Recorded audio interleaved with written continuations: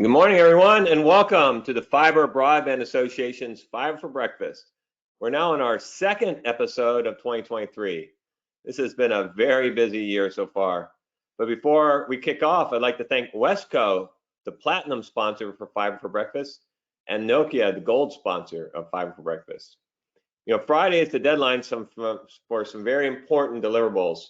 First, Friday, January 13th, Friday the 13th, I guess, no doubt, is the deadline to submit challenges for inclusion in the FCC broadband maps that NTIA will be using to determine the $42.45 billion BEAD allocation.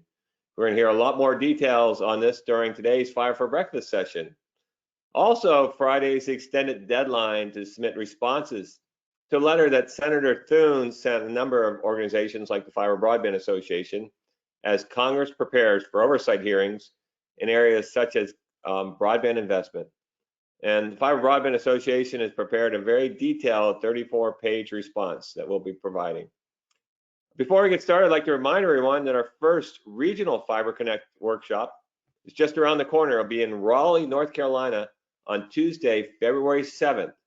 Registration is now open, and it looks like that this, every one of these we hit a record, and it looks like Raleigh will keep that trend going. So Columbus we blew it out and had closed registration. So Raleigh's looking really, really good right now. So please register early so you don't get locked out. I also want to encourage you to join our industry association's webinar series today on the cybersecurity requirements of BEAD with expert speakers from US Telecom and CTIA.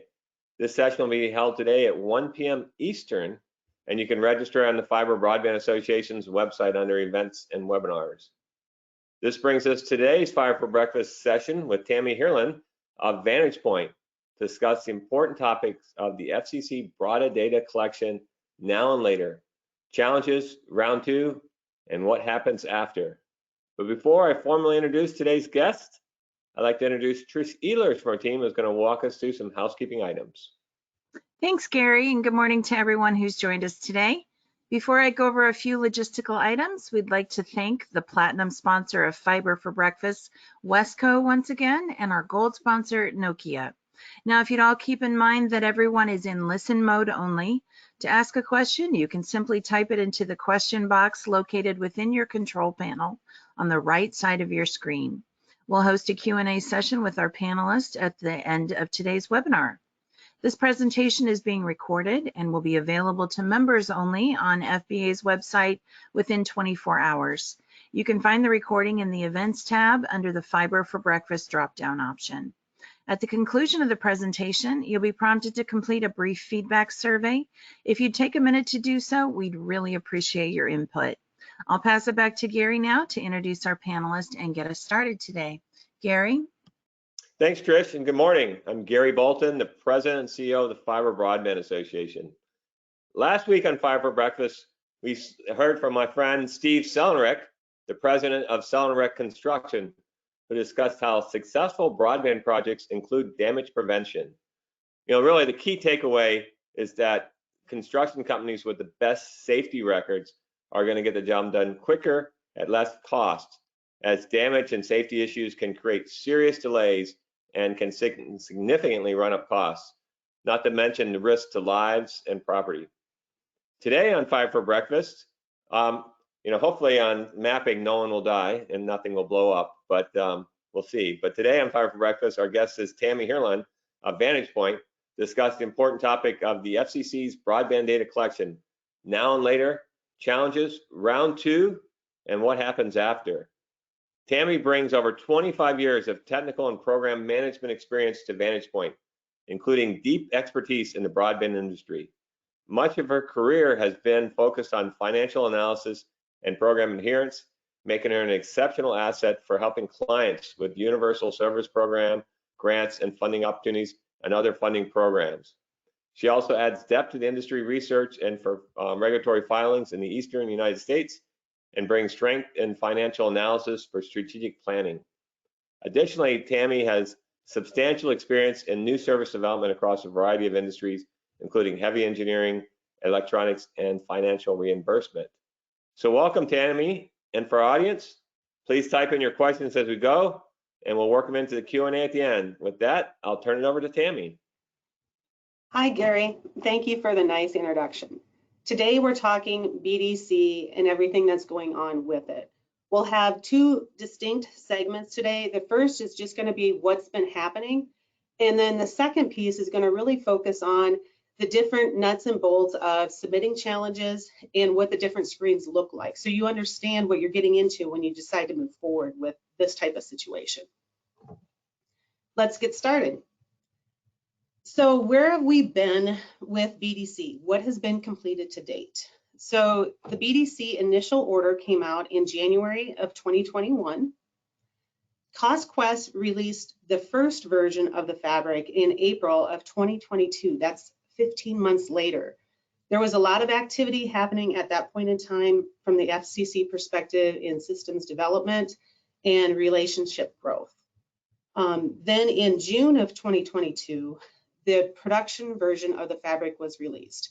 And that's when the entire industry got very busy for a period of roughly 8-9 weeks, completing the inaugural filing of the BDC in the BDC portal by September 1st of 2022.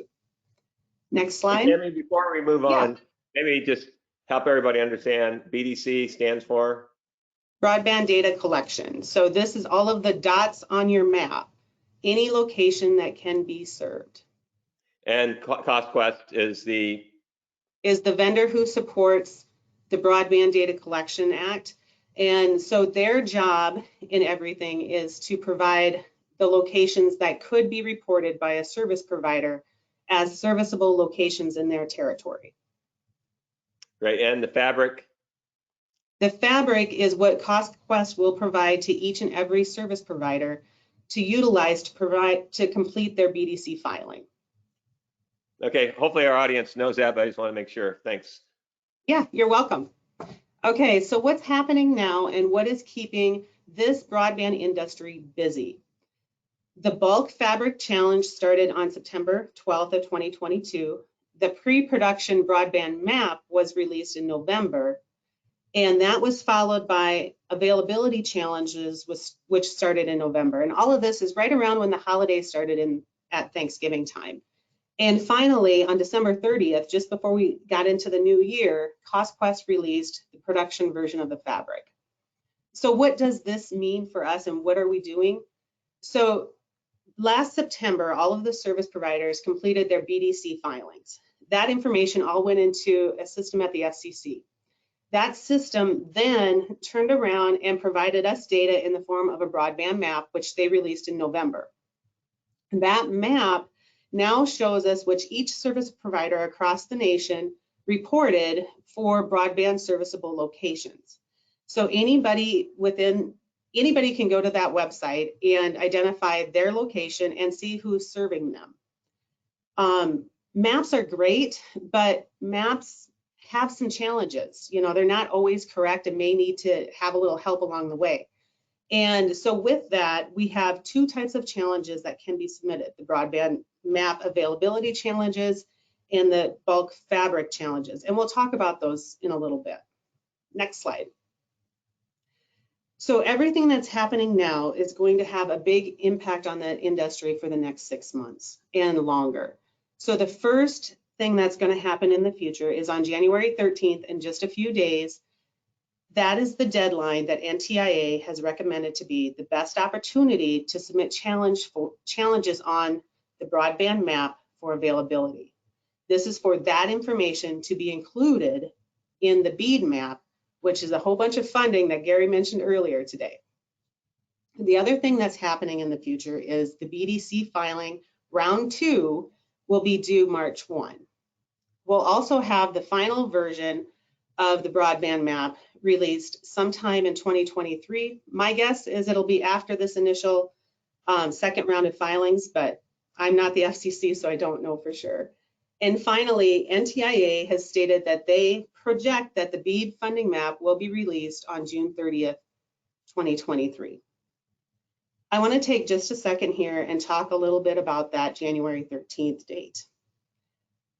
What I know is, having served service providers for well over 20 years, that your primary goal is to take care of your customers and your bottom line. When you look at the broadband map, you'll see whether or not there's others in your territory or not. What you'll want to do is you'll want to identify if there is competitive overlap from a carrier that is serving an unserved or unserved territory that maybe isn't correct. And if it isn't, you'll want to evaluate if it makes sense for your organization to submit a challenge, or to at least educate your subscribers to submit a challenge on the BDC map. And we'll talk about that in a little bit more detail next. Next slide. The other thing that's happening in the industry is that the FCC Form 477 has been sunset. The portal will remain open just for revisions, but the form itself has been sunset. I say that with caution because the BDC filing does require subscription information. And so some of the information that you're using on the 477, you'll now just use in the BDC filing. Everybody will remember that this was part of the BDC filing we completed last time. This will include your fixed broadband subscription, your fixed voice subscription, and your voice breakout.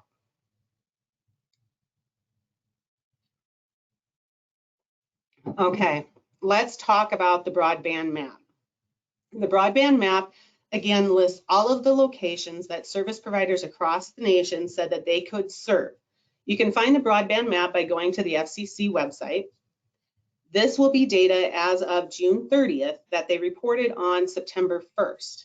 Now, we talked a little bit earlier about CostQuest and the Fabric. Those were the initial list of locations a service provider could select from to report on. Some of the providers utilized most of those locations, some did not utilize very many. It didn't matter. You reported what you could serve. But if a location was missing in the Fabric, it will be missing on the broadband map. The map is only going to represent the availability as submitted by providers. When you go to the map, you'll be able to see your location and download details by state and service provider levels. The production version of the map has not been determined yet. Next slide. What we're going to talk about next is very detailed. We're going to talk about the two different data sources that can be used to improve the maps across the US. The first data source is the CostQuest Fabric. This is the initial fabric that's utilized by service providers to select locations that they can serve. If a location is in the Fabric, they can select it and report it in the broadband data collection filing. The FCC Broadband Map is a result of all of the filings that service providers have completed. That map is available again on the FCC website, and it has 3 different challenges available: an individual location challenge, a bulk crowdsource challenge, and then bulk fixed availability challenge. Next slide. The Fabric challenges have been happening since September. The Fabric is the initial set of locations a service provider can use. The challenges for the Fabric are submitted on the FCC BDC portal itself. The types of challenges that you can submit on the Fabric include missing locations, incorrect address or unit information, building type, such as residential, consumer, whatever you can serve that location with, broadband serviceable location type, true or false. And what that means is some locations were deemed enterprise type of locations by CostQuest. And those locations within the Fabric were labeled as false, meaning that a service provider could not report them as served with mass market service. If you serve a location in a rural community with your mass market service, that would be a challenge for you. You could challenge those locations and have them become served locations within your territory. And then supplemental address information can also be included on a bulk Fabric challenge. Next slide. Here is the listing of all the different challenge categories, and the categories are listed by number. The thing I want you to remember when thinking about, do I want to do a Fabric challenge? Does it make sense? I mean, everybody across the country is going to have good maps or bad maps, so why would I want to do a challenge? Here's the deal. You work really hard to serve your subscribers. You've built out all of this fiber to get those subscribers served. Why not make sure those locations are showing on the map? Especially if you're going to go out to additional locations that may be unserved or underserved. Let's make this map correct so that the funding, when it flows, will flow to the appropriate areas. Next slide. Okay, we're going to switch gears and talk about the other type of data source for maps, and this is the broadband map itself, found on the FCC website. There are 3 types of challenges that can be completed on the map: an individual challenge, which is completed on the map, and that can include both a location challenge or an availability challenge. Bulk availability challenge, which will be completed in the BDC portal, and that will include any of the attributes for an availability that's already listed on the map, and then bulk crowdsourced data. And this again will be submitted in the BDC portal, and this is multiple information about an availability of various locations on the map. Next slide. So what's needed for an individual challenge? Well, first of all, you have to identify your location on the broadband map, and then you have to identify the type of challenge that you want to do, whether you want to challenge a location by updating that location information or adding the location if it's missing. So if I Googled the broadband map, went in there and found my home, if it wasn't listed as a served location, I could add it as a location. The other thing that you can challenge individually on the map is the type of availability. And you can challenge individual locations, or you can do that from a crowdsourced perspective. If a location is challenged, a service provider is required to respond. And we'll talk about that on the next slide. This is what a snippet of what it looks like on the broadband map when you're filing a challenge. There's 2 different types of challenges that you can file, again, location and availability, that are circled in red. Next slide. When completing a challenge on the broadband map, you'll have to decide if you want your information to go to a service provider or you just want to provide it and let the FCC know that there's something going on in my area. And this is where that decision is made. If a consumer or a service provider selects the first option, send my challenge to the selected provider, it is a challenge that you as a service provider would receive in the BDC portal. And you will have 60 days to respond. Next slide. So let's talk about the other types of challenges from a bulk availability perspective. You'll need to know the 3 different methodologies: infrastructure, information collected from consumers, or any other type of methodology. Next slide.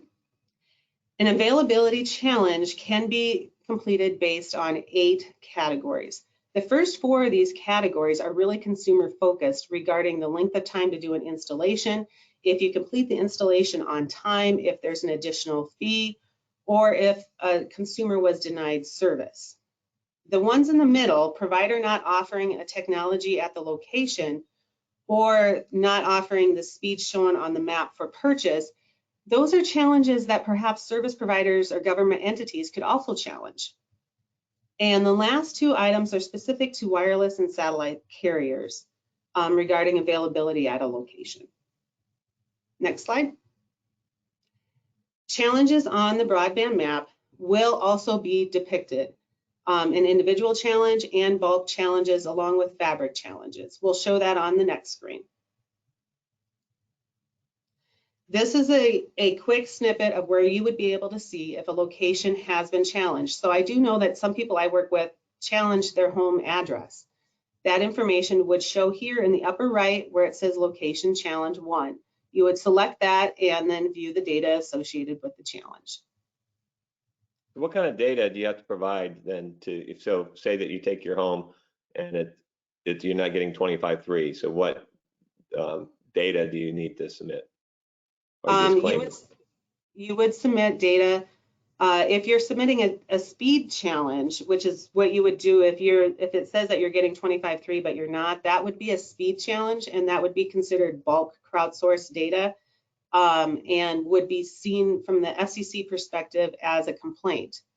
However, if you go to your home and it says that somebody can serve you 25x3, but then you go to their website and service is not available, then I would take a screenshot of that statement that says service is not available and submit that with my challenge, because Okay, that's documentation showing it's not available.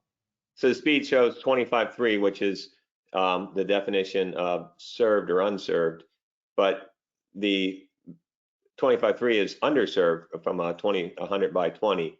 So if you, like for example, this is exactly what it looks like when I look at my lake house, and I have DSL service from CenturyLink. And so obviously maybe it's marginal on whether it gets 25.3, but it certainly doesn't get 100 by 20. So how do you challenge the unserved, or excuse me, underserved part of this? Are they showing that you can receive 100 by 20 on the broadband map? No, it just says it looks exactly like this right here. Okay. So if it's stating that you can receive 25 by 3 and that's what you're receiving, then there is no challenge. So it just basically goes in as underserved. That would go in as underserved. That is correct. Okay, got it. So this example is showing an underserved location. Yes. Yes. Okay, got it. Next. So what happens if you as a service provider receive a challenge? So we talked about how you submit challenges, right? Consumers, service providers, government entities. You have two ways to submit challenges, either on that broadband map or as part of a bulk fabric challenge that you would complete. Once a challenge is completed, you as a service provider will receive data on that if it's an availability challenge. That data information will come to the data contact listed on your broadband data collection filing, and you will have 60 days to respond to that challenge. Should you choose not to respond to it, then you're saying that the challenger is correct and conceding that to the challenge. Crowdsourced data will also be sent to you. However, you are not responsible for responding to it. But here's the deal about crowdsourced data. If you know it's not correct and it's easy to respond to it, why not tell your story? Because it just makes sense. Next slide. Okay, so what happens if a service provider receives a challenge in the system?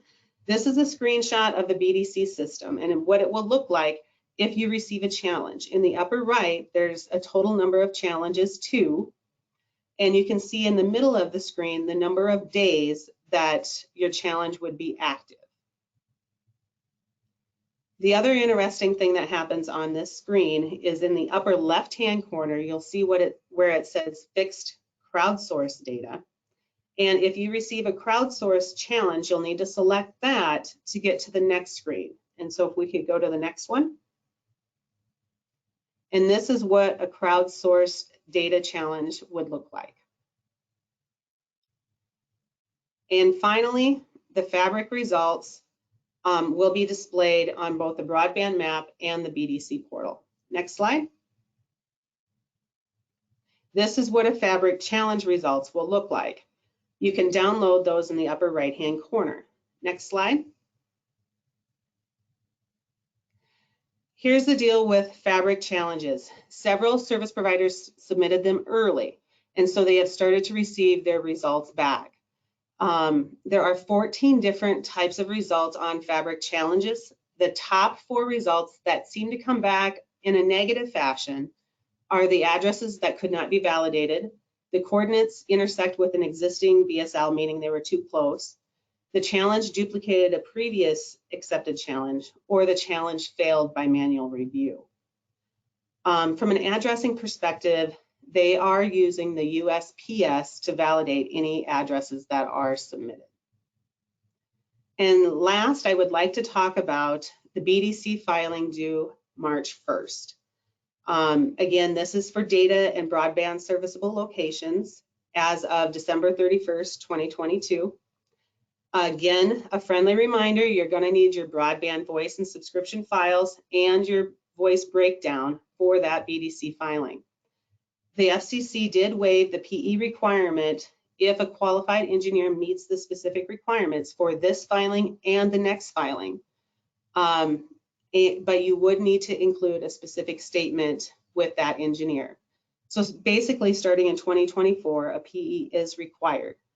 But you will want to plan ahead, because if you're going to use a PE to certify your filing, there's a lot of work to do. And finally, how can Vantage Point help, Gary? We can help you with the challenges with education and templates, similar as we did today. We can help you identify your broadband serviceable locations. And of course, we can complete your BDC filings for you.